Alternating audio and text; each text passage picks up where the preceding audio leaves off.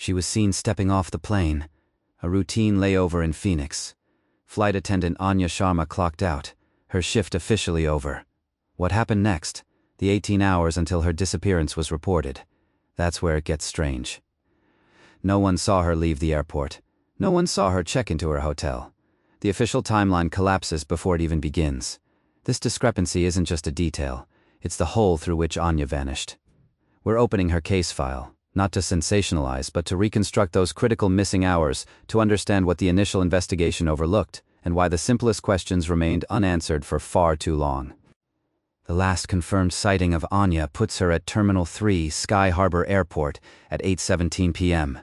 Airport security footage, the grainy, silent kind you review late at night, shows her walking towards the employee exit.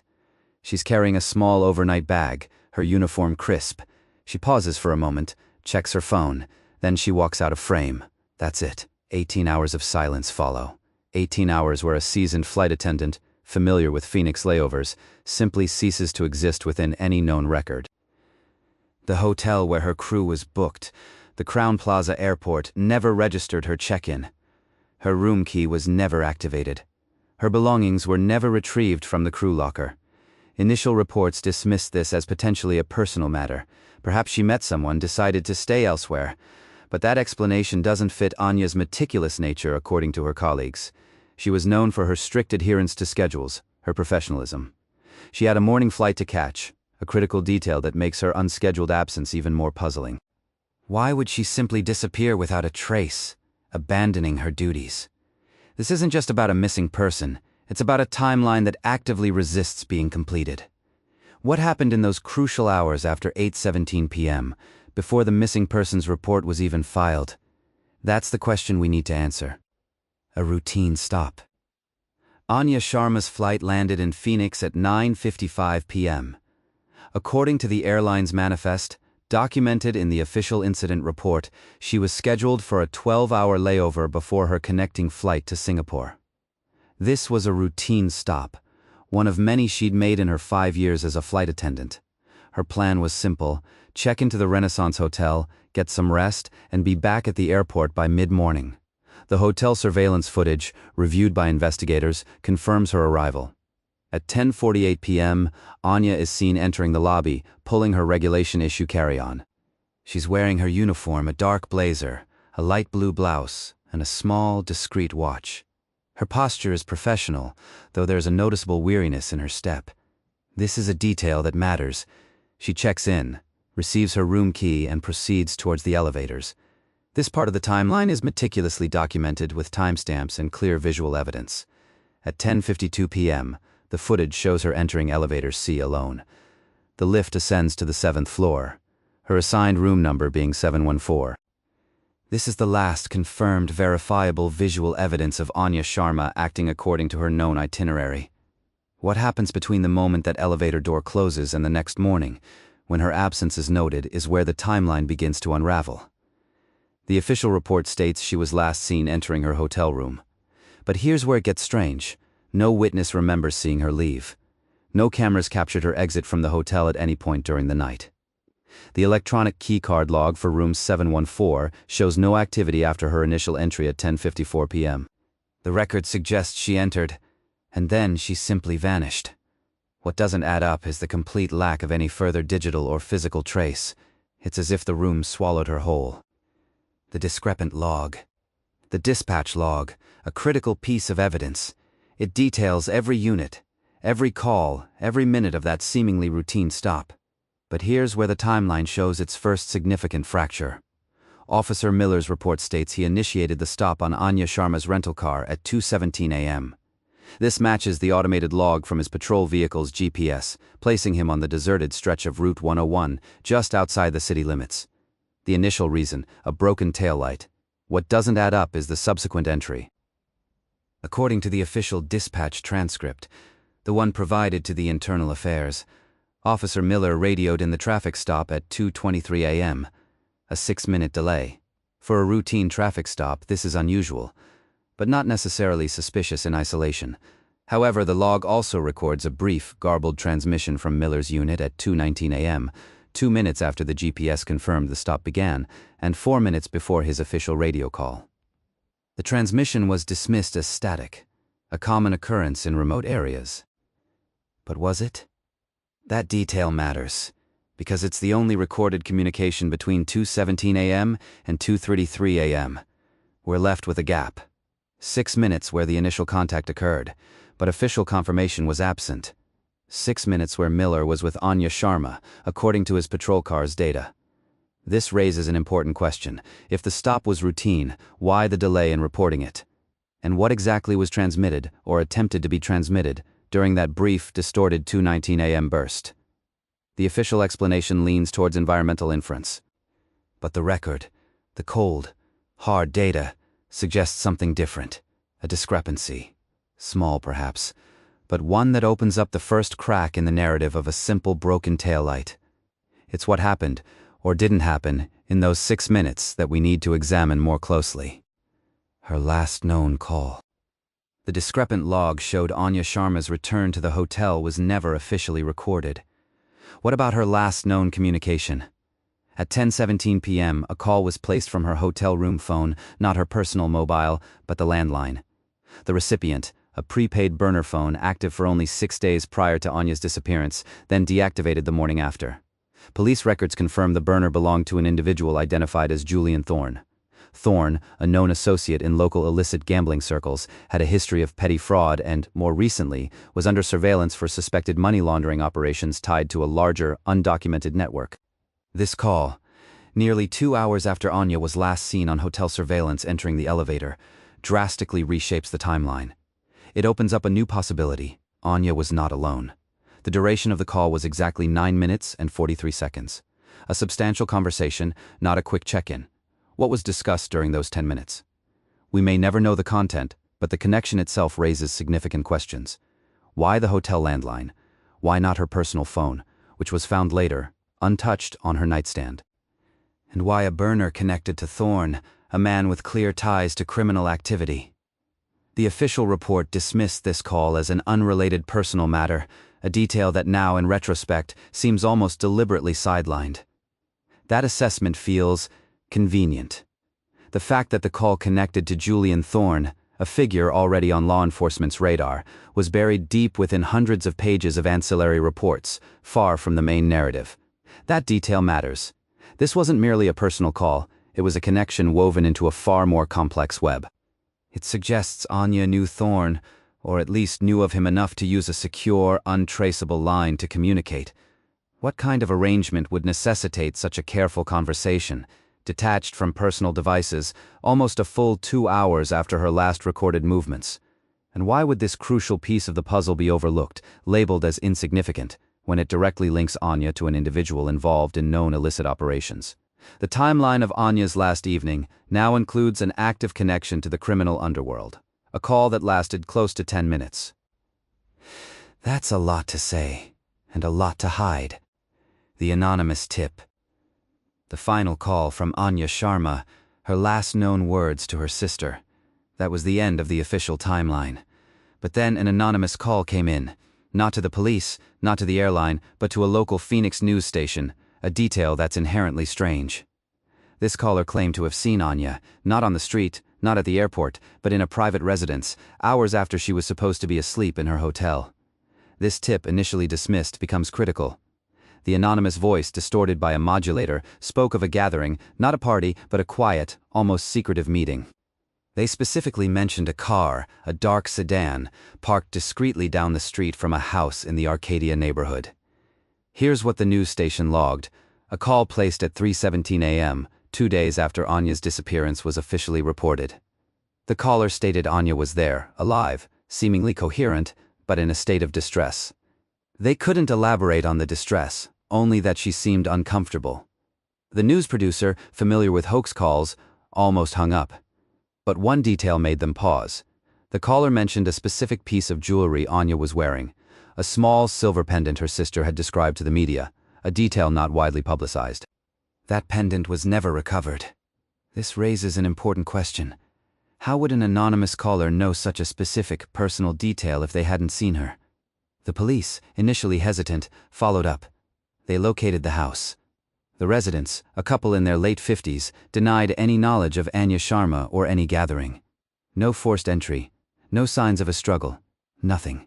Yet, the callers detail about the pendant, a detail only known to those closest to Anya, and now, this anonymous source, continues to echo. It suggests a direct witness, someone who saw her but was unwilling to come forward publicly. Why the news station? Why the anonymity? And why deny everything when confronted? The missing hours in Anya's timeline just got a name, a location, and a new, unsettling contradiction. Financial footprints uncovered. The anonymous tip had led us to a new avenue. Anya Sharma's finances. What the caller described was a pattern of unusual transactions, small at first, then escalating in frequency and amount. This wasn't the picture of a flight attendant living paycheck to paycheck. This was something else entirely. We accessed her bank records, a meticulous paper trail dating back nearly 18 months. Immediately, one detail stood out: a series of recurring deposits, none of which corresponded with her known salary or any declared secondary income. Let's look at the evidence.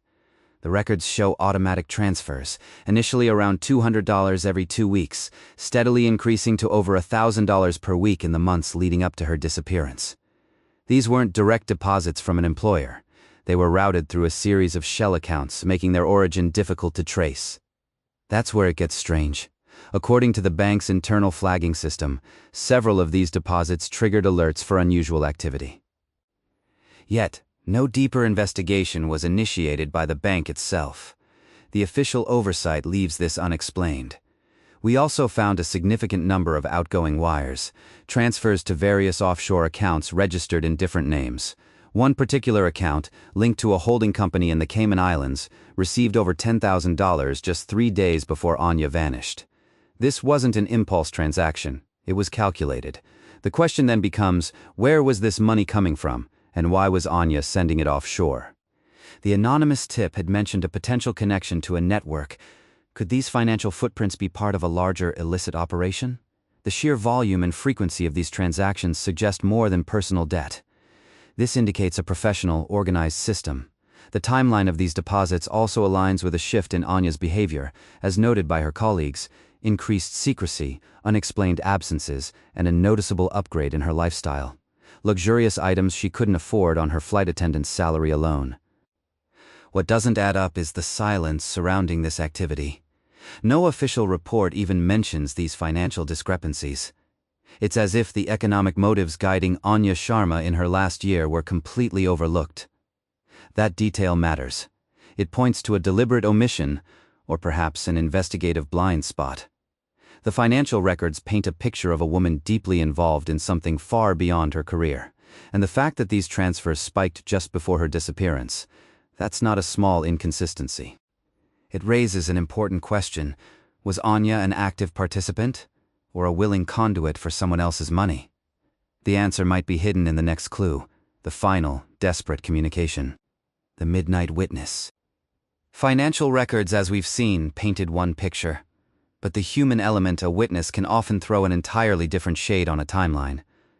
Here's where surveillance footage previously dismissed as inconclusive reappears in a critical light. The camera feed from the alley behind the hotel wasn't high resolution. It was grainy, often obscured by shadows and the flicker of a faulty streetlight. Yet a specific frame, time-stamped 1:17 a.m. on the night Anya Sharma disappeared, presents a figure. This figure, though indistinct, matches the general build and height of Anya's colleague, Detective Miles Corbin, who, according to his own statements, was asleep in his room from midnight. What doesn't add up is the fact that his room was on the 17th floor, facing the main street, not the alley. This footage was initially set aside, deemed too blurry to be reliable, but the evidence log obtained enhanced stills, and while not definitive, they show consistent height-to-width ratios, a similar gait, and even a familiar way of holding a hand to the ear, a gesture Corbin was known for when speaking on the phone. This raises an important question. If it wasn't him, then who was it, mimicking his posture, at that precise moment? And why was this detail, which could have been cross-referenced with hotel keycard access or Corbin's phone records, never followed up on?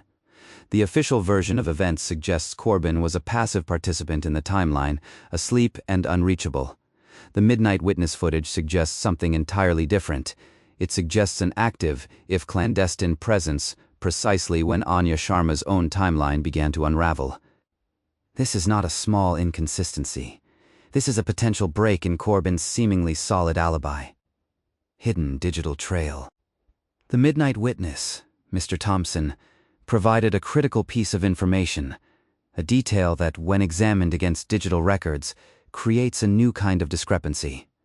He claimed he saw a dark sedan, parked without lights, near Anya Sharma's hotel entrance around 2:30 a.m. He remembered the exact time because his dog had woken him, needing to go out. That's where the hidden digital trail begins. The initial police report, which largely dismissed Thompson's account as circumstantial, failed to cross-reference his statement with available network data. However, our investigation into public records and leaked internal documents reveals something different. At 2:28 a.m., a series of unusual network pings were recorded, originating from a temporary unregistered device, a burner phone, specifically located within 100 feet of the hotel's rear service entrance. This was 2 minutes before Mr. Thompson's reported sighting. The device made 4 rapid connections to a local tower, then went dormant. What is particularly problematic here is that the official investigation overlooked this data, despite it being present in the ISP's logs, accessible through a subpoena. The question then becomes, why? The police timeline focused on Anya's last known movements inside the hotel, ending around 1:45 a.m. But this digital footprint, this brief burst of activity so close to the time a witness saw a suspicious vehicle, suggests another narrative entirely. It implies someone was not just near the hotel, but actively establishing a communication link, almost as if preparing for something. And that something happens precisely when Mr. Thompson looked out his window. The record shows no other significant network activity in that specific hotel zone until 5 a.m. That 2:28 a.m. ping, brief as it was, stands alone, a digital ghost in the network, a direct contradiction to the idea that nothing unusual transpired outside Anya's hotel in those crucial pre-dawn hours. This is not a small inconsistency. It's a data point that reroutes the entire investigation. The motive emerges. The digital trail led us to Phoenix, to a hidden forum where a username, Phoenix Rider, frequently posted about airline schedules, specifically those of flight attendants. This wasn't just a casual interest. The posts detailed shift patterns, layover durations, and even specific hotel chains used by crews. It was a pattern that suggested something far more deliberate than a curious hobbyist. The investigators, following this thread from the deleted messages, began to connect a new identity to the case. Phoenix Rider was eventually identified as Marcus Thorne, a former baggage handler terminated from Phoenix Sky Harbor International Airport 6 months before Anya Sharma's disappearance. His termination was due to repeated breaches of security protocols and a documented history of harassing female staff. That detail matters. Thorne, during his employment, would have had intimate knowledge of airline operations, back entrances, and the often unsecured areas of the terminal. He also knew the vulnerabilities of rotating crews, exhausted from travel, checking into hotels. The official report, however, barely touched on Thorne, dismissing him as a disgruntled former employee with no direct link to Anya at the time of her disappearance. But the evidence suggests a different story unfolding in the shadows. His online activity intensified around travel dates, specifically those matching Anya's roster. The digital footprint confirmed he was actively surveilling her, not just flights but her public social media, the timing of her check-ins. What doesn't add up is why this crucial pattern of behavior, this targeted obsession that extended far beyond a simple online flirtation, was not thoroughly integrated into the initial investigation. It was a motive, not just emerging, but screaming from the hidden digital trail. The truth revealed. The truth about the missing 9 hours. The critical gap in Anya Sharma's timeline that defied the official narrative, finally surfaces here. It begins not with a bold confession, but with an overlooked detail in the hotel's internal logs. The original report claimed Anya accessed her room at 1:17 a.m. That's what the police were told, and what the initial investigation focused on. But a deeper dive into the digital keycard data, cross-referenced with the main server timestamps, reveals something different.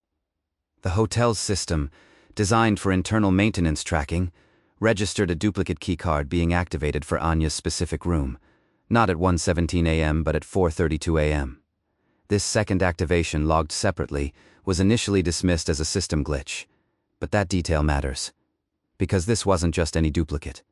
According to the hotel's security chief, interviewed off-record, this keycard was issued under a generic maintenance access code, a master key known to exist, but rarely used outside of direct supervision. The witness statements, previously analyzed, confirmed Anya was last seen entering the hotel around 1:10 a.m. Then, the original keycard access at 1:17 a.m. But who used the second keycard? And why at 4:32 a.m.? The paper trail for this master key showed a checkout time of 5:58 a.m., an hour and 26 minutes after its activation. This means the individual possessing this key was inside room 312 for at least that duration. This isn't an inconsistency. This is a critical discrepancy in the official timeline that changes everything we thought we knew about that night. The internal logs don't lie. The system recorded a distinct presence inside Anya's room for over an hour and a half, hours after she was supposedly settled in for the night, and crucially, hours before her scheduled checkout. Echoes of a cover-up. The final report, stamped and released, spoke of an exhaustive investigation. It detailed search efforts, consulted experts, and confirmed what we already knew. Anya Sharma vanished from Phoenix. But what it didn't do, what it couldn't do, was explain the inconsistencies that had plagued this case from the beginning, the whispers of something deeper, something deliberately obscured. The official narrative, presented as complete, still carried echoes, faint but persistent, of a cover-up. We're left not with answers, but with a series of unsettling questions that the file, now closed, refuses to address directly. The last known movements of Anya Sharma, according to the Phoenix Police Department, ended at the Sky Harbor Airport Hotel. They stated she checked in, was last seen by staff around 11:30 p.m., and was gone by morning. However, the hotel's own digital key logs, which we managed to obtain through an anonymous source, paint a different picture. Those logs indicate Anya's room key was used not at 11:30 p.m., but at 1:17 a.m. That's a significant difference, nearly 2 hours, and it creates a gap in the timeline that the official report simply glosses over. What happened in those crucial 107 minutes? The police maintained she returned to her room and settled in, but if so, why the delay in using her key? This discrepancy isn't just a minor detail. It fundamentally shifts the window of her disappearance. It also raises questions about the thoroughness of the initial investigation. Did anyone check these digital logs? If they did, why isn't it in the final report? The evidence, once again, suggests that what was presented as the truth was, at best, incomplete. At worst, it was an intentional omission. The toxicology report, which revealed no signs of struggle or incapacitating substances, further complicates the official story of a simple disappearance. If she willingly left, the extended time frame between her supposed last sighting and the actual room entry becomes even more critical. Was she with someone? Was she coerced? The case, now officially closed for 2 years, leaves us with these lingering doubts. We've meticulously pieced together what we could from fragmented documents and overlooked digital breadcrumbs. And what we've found suggests that the story of Anya Sharma's disappearance is far from over. Case closed for now. If you found this investigation compelling, please like this video and subscribe to the evidence log for more deep dives into cases that don't quite add up. Next time, we'll be looking into a suspicious death certificate where the victim reportedly died, but then appeared on camera 3 months later.